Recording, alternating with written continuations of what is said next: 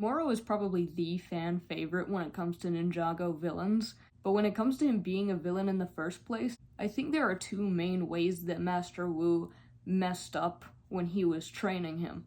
And obviously his first mistake was probably telling Morro that he could be the Green Ninja.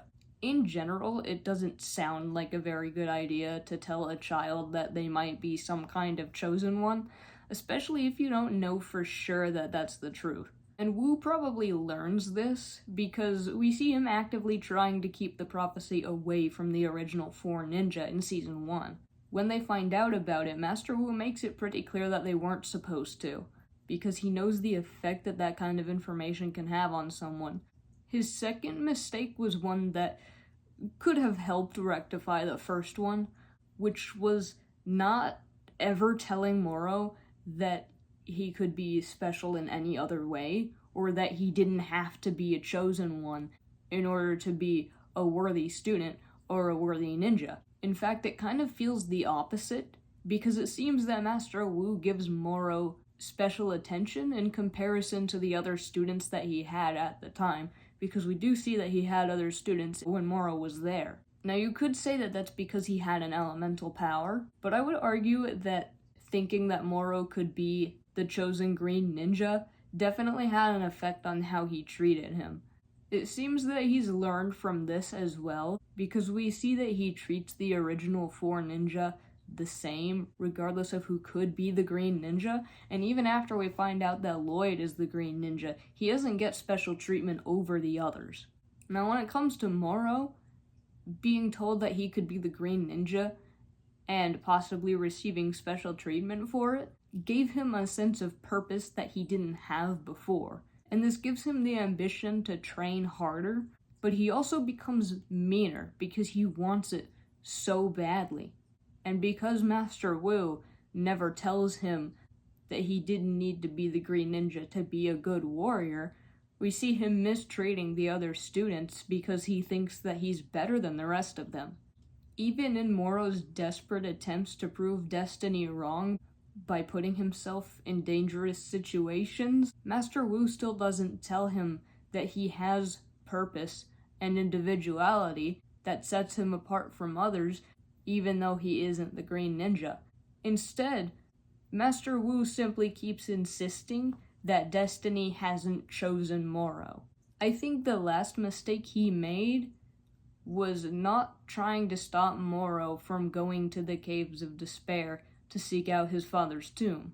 Obviously, he can't control what Morro does, but I feel like he should have at least tried his best to stop a child from going to some place so dangerous. All he did was leave the gates open after Morro left, hoping that he would return. And after that, he never even talks about Morro or mentions his name. So it almost seems like he doesn't care about Morro, or that he's given up on him. When Morro dies in the Caves of Despair, and his spirit goes to the Cursed Realm, he stays angry for years and years, with all of this anger and resentment towards Master Wu, and still looking for any opportunity to become the Green Ninja, even when it means possessing the person who actually is the Green Ninja. He's so determined to prove destiny wrong because he's so upset that Wu put it in his head that he would be the chosen one. And we know this because one of his lines to Wu in Possession is, "You made me believe I was to become the Green Ninja." And he's still so defiant of destiny because he was never able to see his purpose or his worth without having the title of the Green Ninja. Now, when it comes to having a strong desire to be the Green Ninja, to be the chosen one, we see that Morro has this in common with one of the ninja, Kai. And Kai and Morro both portray the same sense of jealousy towards Lloyd. And when we first see Kai's ambition to become the Green Ninja, Wu is obviously upset by this because it reminds him of Morro, which could also be why he tells Kai that it's probably best he doesn't find his true potential for everyone's safety. And even throughout the seasons, we see that after Lloyd becomes the Green Ninja, Kai harbors envy for a long time. We see this especially in Season 4, when he's being corrupted by the Staff of Elements, and he insists to Lloyd that he should have been the Green Ninja. He has similar feelings to Morro when it comes to not being the chosen one, and what I think sets them apart is that Kai knows he has purpose in spite of him not being the Green Ninja, and he knows what that purpose is. When he discovers his true potential and realizes that Lloyd is the Green Ninja, he says that he realized that his destiny wasn't to become the Green Ninja, but to protect him.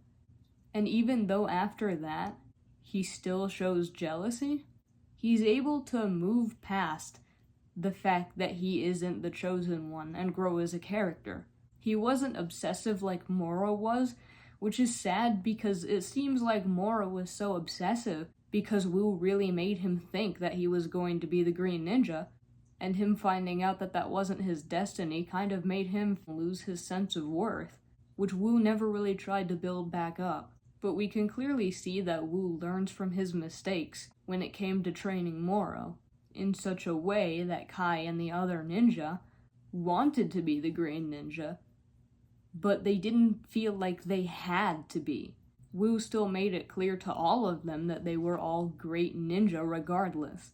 So I think that if he could start over again with Morro, he might not be a villain at all. But people empathizing with his backstory is part of the reason that he's held in such high regard as a villain, because his backstory directly aligns with his intentions, and his motives to do what he does make sense. But that's about all I have to say on this topic. So, that is all for now.